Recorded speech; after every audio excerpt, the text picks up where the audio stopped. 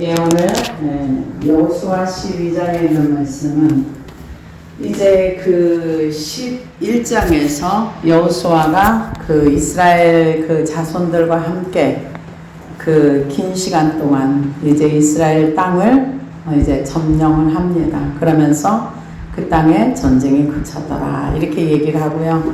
여기에서 여호수아가 정복한 그 왕들 31명의 왕들에 대한 내용이 여기 전체에 다 나오고 있습니다.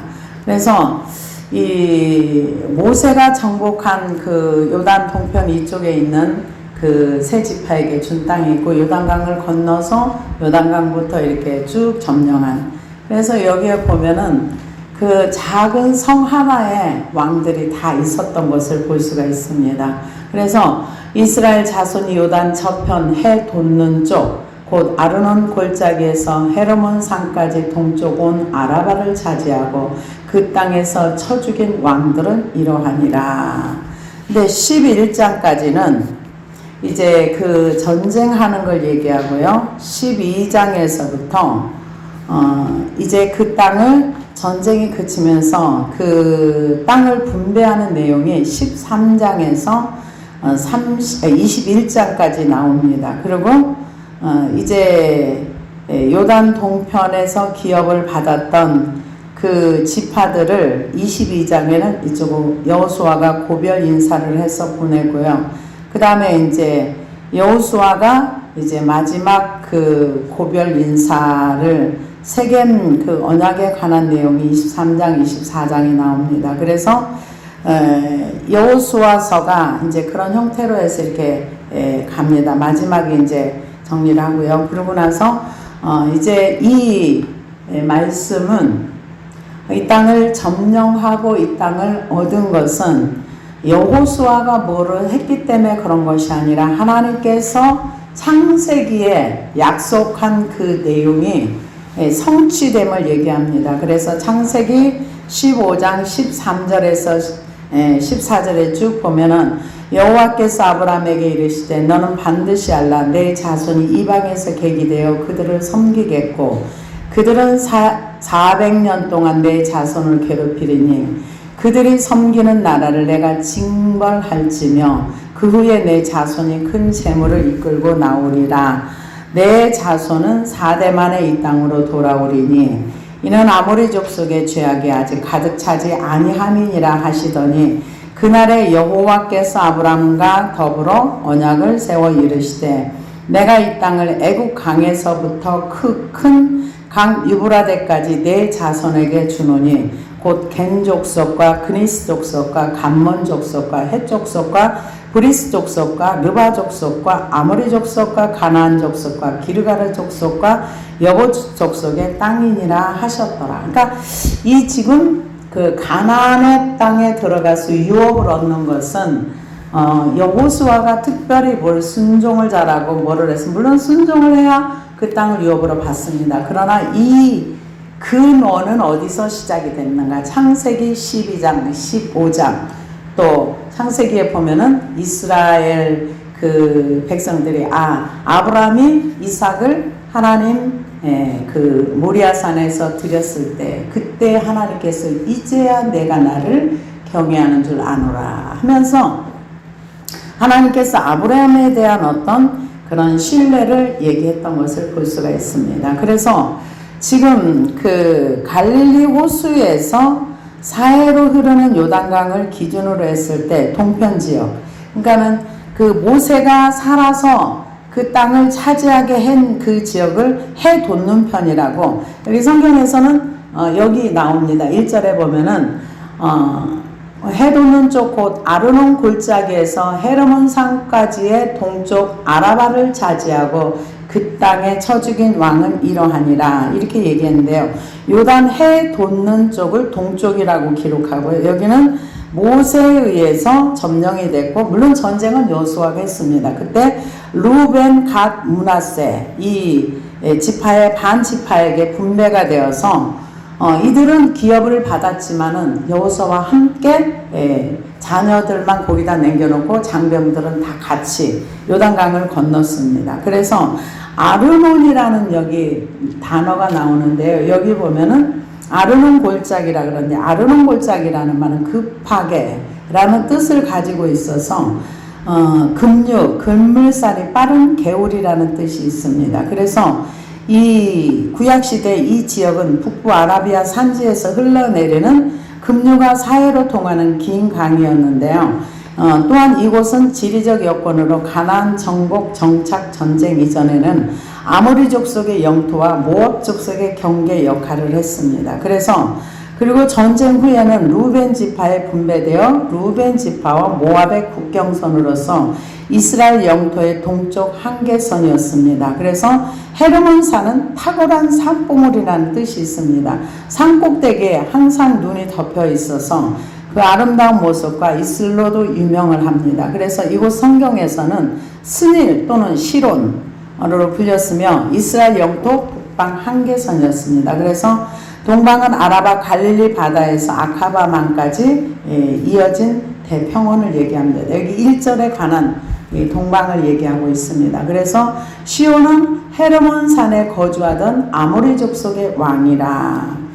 아모리 족속의 왕이라는 것은 정복당한 최초의 가나안 왕을 얘기합니다. 그래서 아모리 영토를 통과하여 가나안 땅에 들어가는 이스라엘을 그 통과를 거절했을 때 하나님께서 결국 이 동쪽 이쪽을 차지해 가지고 그 세 지파에게 줬습니다. 그래서 이 시온은 헤스본에 거주하는 아모리 족속의 왕이며 그가 다스리던 땅은 아르논 골짜기에 있는 아로엘에서부터 골짜기 가운데 성읍과 길르앗 절반 곧 암몬 자손의 경계 압곡강까지며 여기 이렇게 나와 있는데요. 우리가 지금 많은 사람들이 3차 대전에 대해서 얘기를 합니다. 어떤 사람은 뭐 3차 대전이 일어나겠어? 이렇게 얘기를 하는데 실제로 일어날 수 있답니다. 그런데 여러분 지금까지의 전쟁들은 예를 들어서 뭐 기름이면 기름은 자원 때문에 전쟁이 일어나고 뭐 이것 때문에 일어나고 이념 때문에 일어나고 하면은 3차전은 뭐 때문에 일어날 것 같아요? 3차 대전이 일어난다면 그것은 무엇 때문에 일어날 것 같아요? 돈이요? 그것은 맞을지는 모르겠는데 여러 사람의 말에 의하면 물이랍니다. 깜짝 놀랐어요. 왜냐하면 이 자연이 파괴되면서 물이 오염돼서 물을 먹을 수가 없대요. 그래서 나중에는 먹을 물이 없어가지고 물 때문에 전쟁이 일어날 수 있다 이 얘기를 하더라고요. 저도 깜짝 놀랐습니다.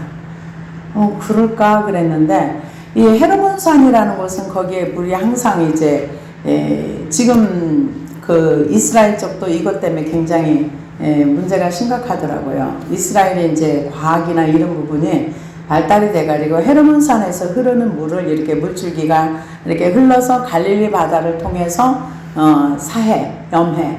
성경에서는 구약에서는 염해라고도 하고 사해라고도 하고 이렇게 얘기를 하는데 그쪽으로 흐르는데 그쪽에 뭘 파가지고 물이 부족하다 보니까 지하수들을 많이 파서 쓴답니다. 그러면 지하수에 물이 없으면 싱크홀도 생기면서 여러 가지 문제가 많이 생긴다 하더라고요. 근데 지금 현재도 옛날에는 그 요단강 물이 넘쳐가지고 거기를 건널 수가 없었는데 지금은 조그마한 개울처럼 물이 거의 말라간답니다. 그 이유가 헤르몬산에서 흐르는 그 물줄기를 어떻게 이렇게 끌어들여서 이스라엘 백성이 이걸 쓰고 지금 전 세계적으로 물 때문에 전쟁난 물 때문에 이 힘든 나라들에게 쭉 이렇게 설명을 해놓은 거를 들어보니까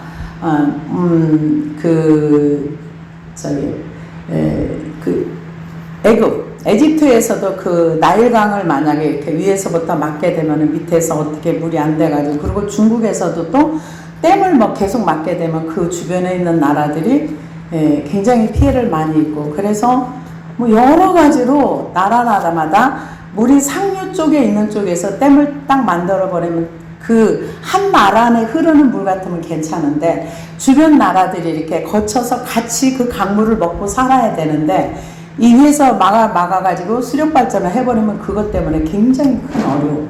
지금 현재도 물 때문에 여러 나라들의 분쟁이 굉장히 심한 것을 봅니다. 근데 어떤 분이 얘기하기를 앞으로 3차 대전이 일어난다면 그것은 물 때문일 것이다. 그런데 지금 현재 만들어 놓은 그 무기만 해도 지구를 뭐 몇십 번을 태우고도 남을 정도로 엄청난 분량의 그 군사 무기들이 있다. 이런 얘기도 들었습니다.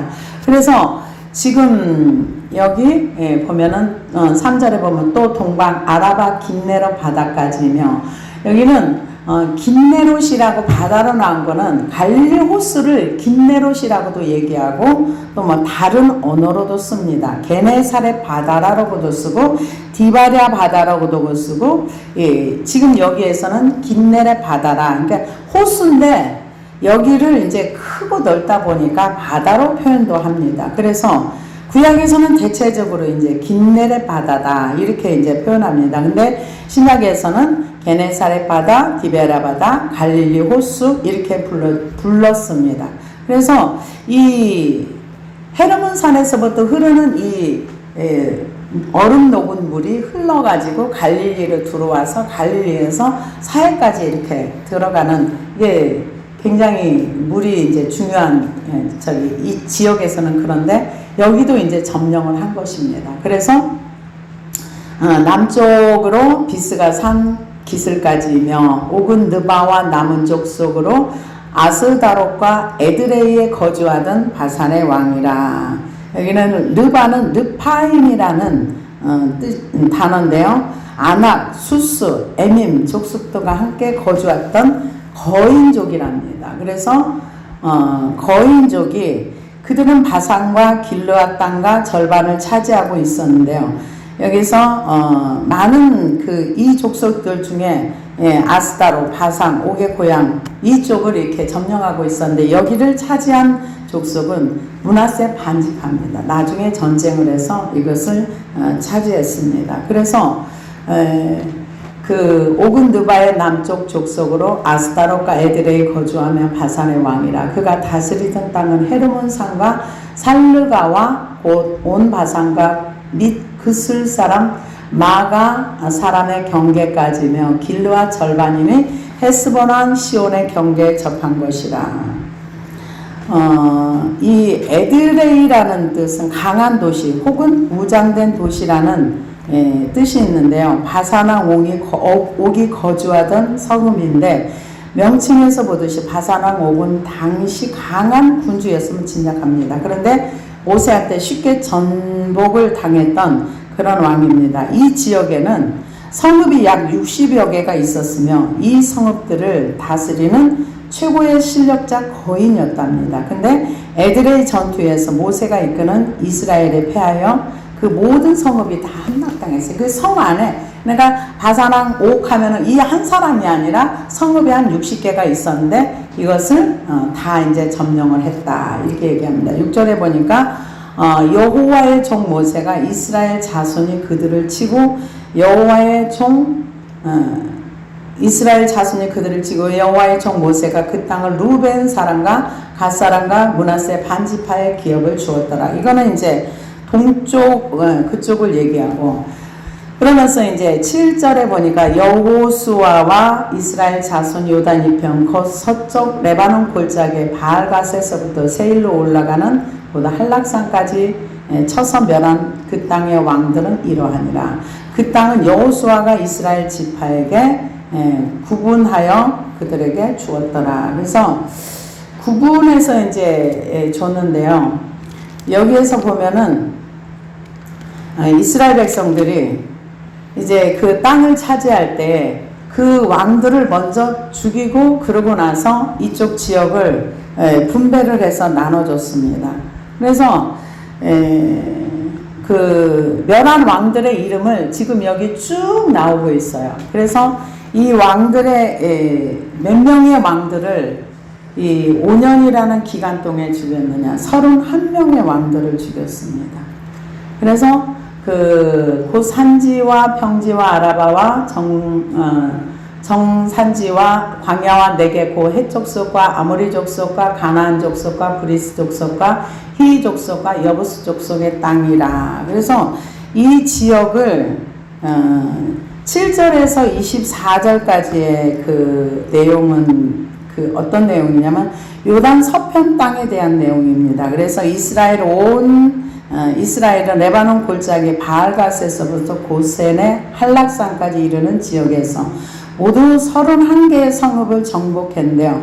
남부가 16개, 북부가 15개 이렇게 많은 성을 정복하기까지 많은 세월과 수많은 전투가 있었음을 짐작합니다. 무려 5년 동안 전쟁을 했습니다. 이와 마찬가지로 하나님께서 성도들에게 영적 전쟁을 할 때 휴전이나 이런 건 없어요.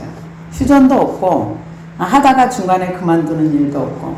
그래서 지금 현재 12장에서 있는 이제 8절에서 24절까지의 말씀은 여호수아가 그 산지에서 이제 전체를 점령해 가지고 이제 그 왕들을 다 죽이고 그 자리를 이제 들어가서 가나안 백성들에게 이제 하나씩 이제 분배를 해 주는 것을 얘기합니다. 그래서 우리가 그 가나안 땅에 들어가기 전에 먼저 광야라는 그 기간을 지나갑니다. 그래서 광야를 지나는 동안에는 무엇을 하는가? 광야를 지나는 동안에는 말씀을 배웁니다. 하나님 말씀은 이러하다. 그래서 가나안에 들어가기 전에 애굽에서 나온 1세대가 가나안 땅에 들어가기 전에 1세대는 다 죽고 광야에서 태어난 2세대들이 거기에서 전쟁 연습을 하는 것도 아니고 거기서는 한 게 없어요.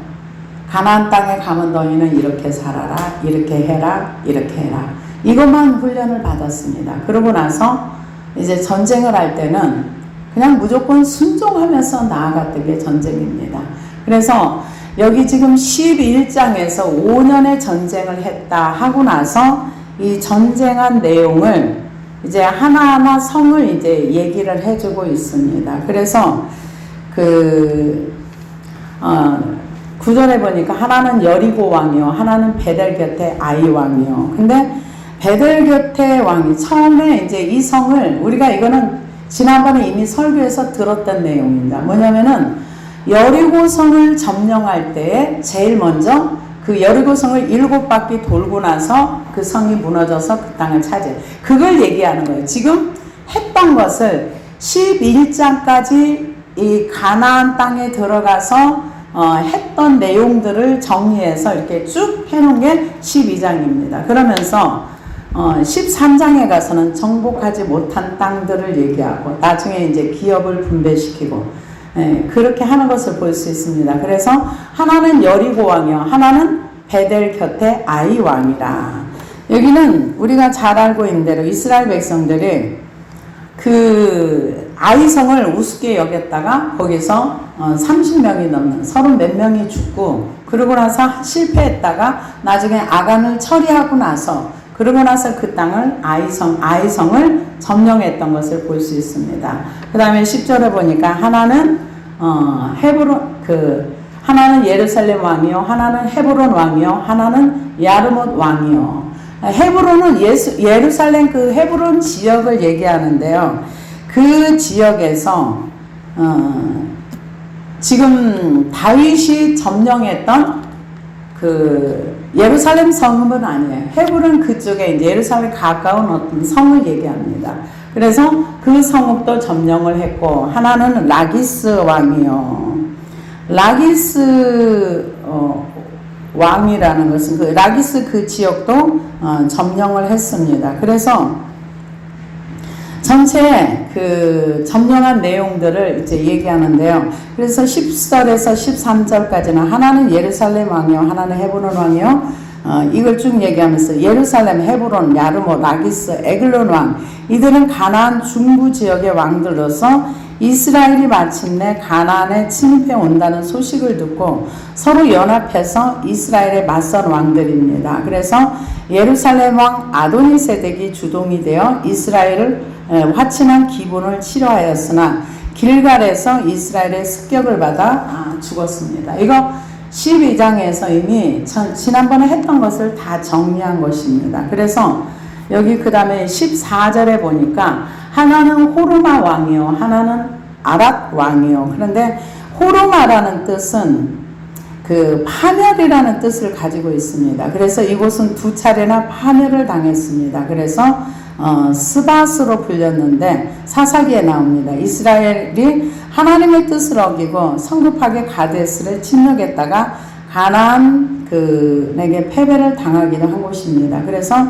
민수기 21장 3절에 보니까 여호와께서 이스라엘의 목소리를 들으시고 가나안 사람들을 그들에 넘기심에 그들이 그들과 그들의 성읍들을 다 멸하니라. 그러므로 그곳 이름을 호르마라 하였더라. 그러니까 하나님 말씀에 순종하면서 가면 성공을 하고 그렇지 않으면 이렇게 실패했던 것을 볼 수가 있습니다. 그래서 15절에 보면은 하나는 림나 왕이요 하나는 아둘람 왕이요 그랬는데 림나는 그 아둘람의 유다 산지에 있던 성읍들로서 여기에 아둘람 하면은 다윗이 사울을 피하여 들어갔던 동굴을 얘기합니다. 여기도 처음부터 이스라엘 땅이 아니라 여호수아 때 점령을 해가지고 이스라엘 땅이 됐다고 볼 수가 있습니다. 그래서 16절에 보니까 하나는 막게다 왕이요 하나는 베델 왕이요. 막게다는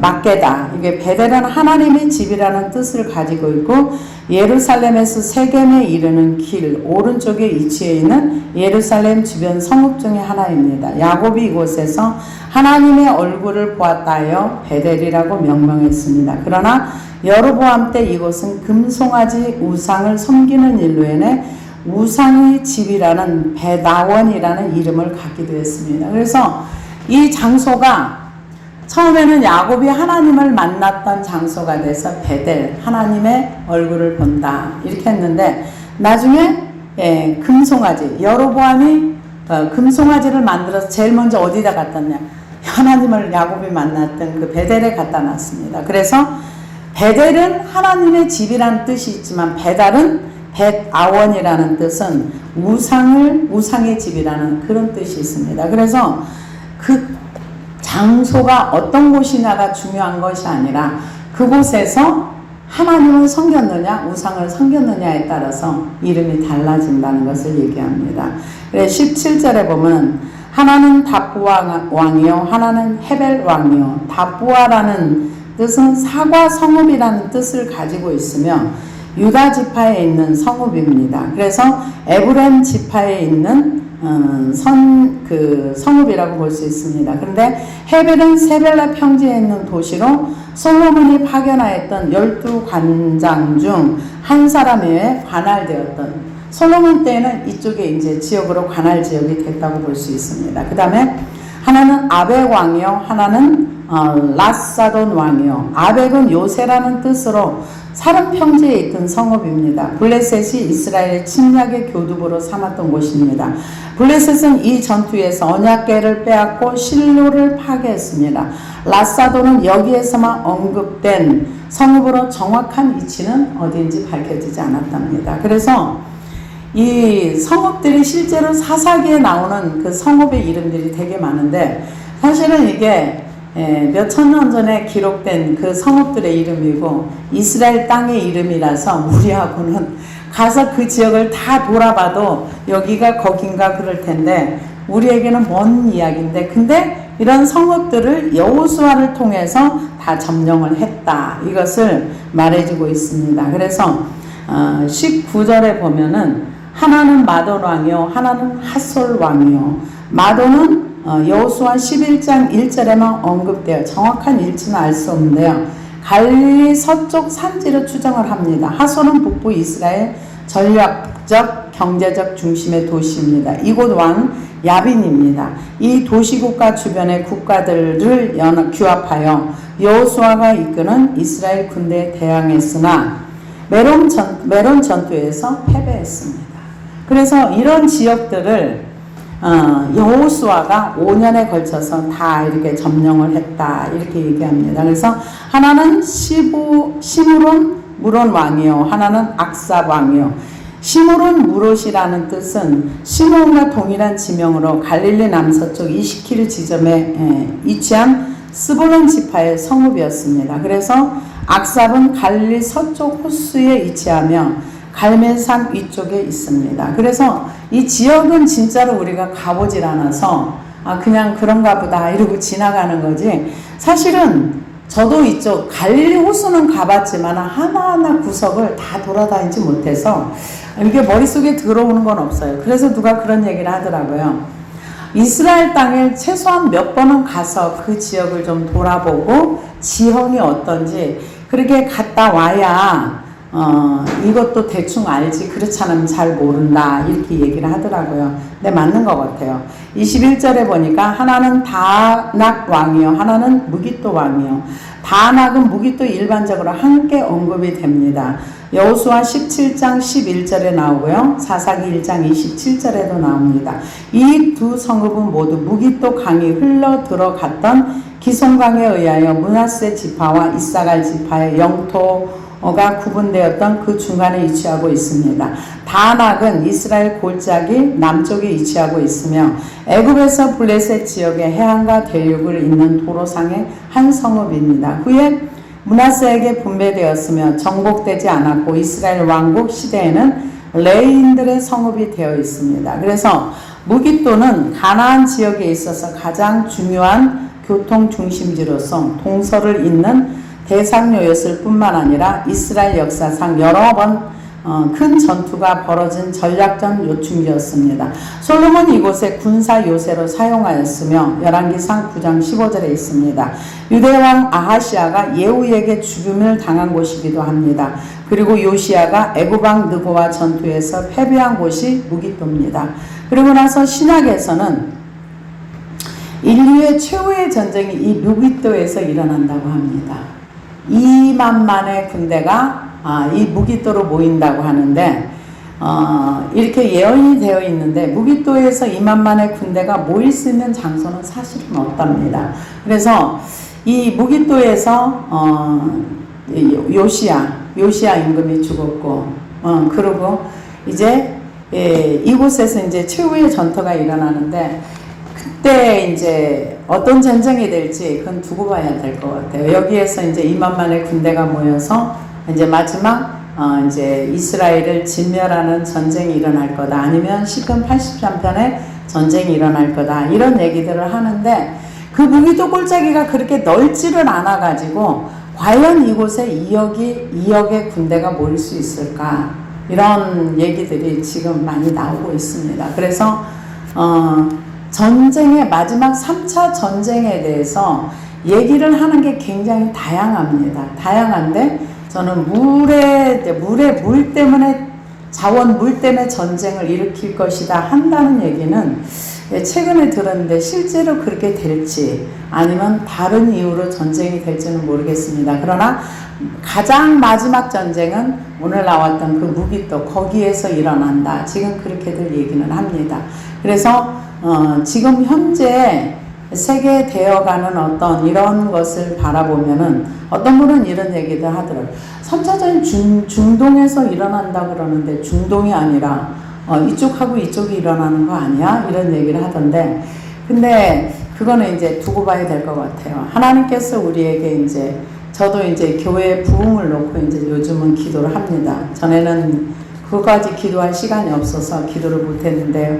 요즘은 이제 하나님께서 한 번 우리에게 기회를 주셔서 우리가 복음을 전하고, 정말 근데 이 시대적으로는 만약에 주님이 우리에게 한 번 기회를 주지 않는다면 굉장히 급속하게 가는 게 뭐냐면은, 지금 현재 프랑스에서는 이거를 맞지를 않으면 편의점도 갈 수가 없고 그 증명서를 가지고 마트도 갈 수가 없고 이제 사업장에서 이거를 맞는 것을 확인하고 이거를 해주지 않으면 엄청난 그 벌금이 때려지고, 엄청난 액수의 유로의 벌금이 때려지고, 그래서 일반 사람들이 그 거리로 나올 수밖에 없는, 그래서 일자리도 없어지고 그래서 굉장히 급속하게 이렇게 가고 있는데, 이 백신을 맞지 않는 사람들은 일도 할 수가 없고 굶어 죽을 수밖에 없는, 지금 현재 이게 먼 나라 이야기가 아니고 실제로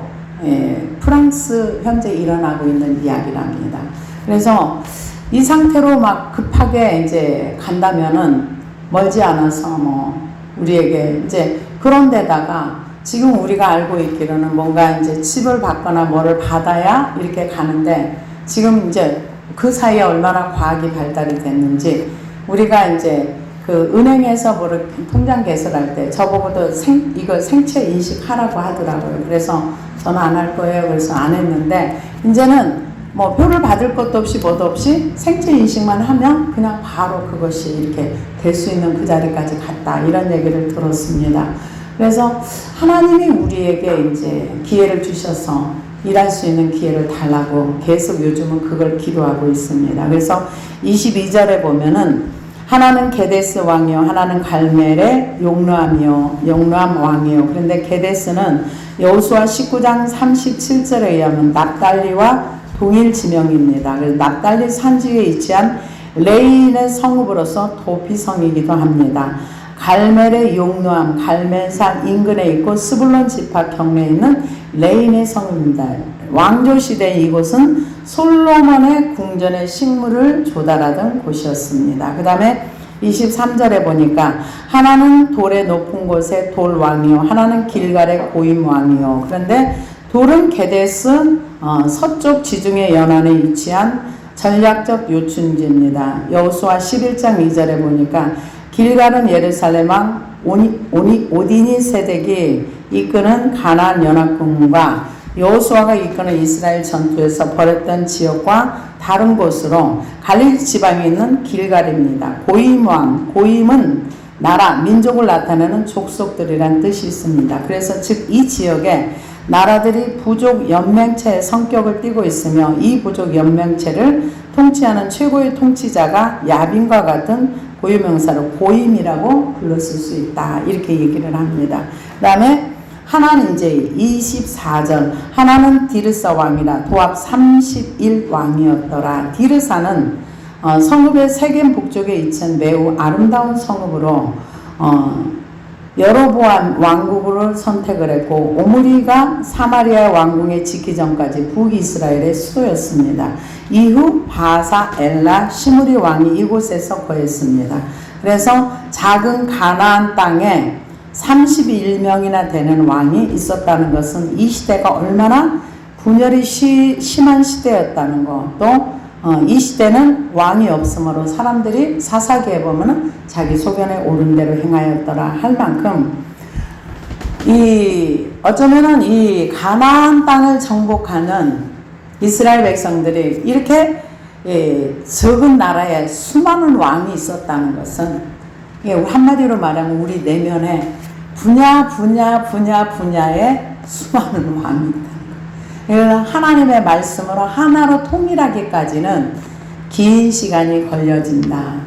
내 안에 있는 왕들, 이 분야에 왕이 있고 저 분야에 왕이 있고 또 다른 분야에 왕이 있고, 그래서 왕을 꺾는데 정말 시간이 길게 걸립니다.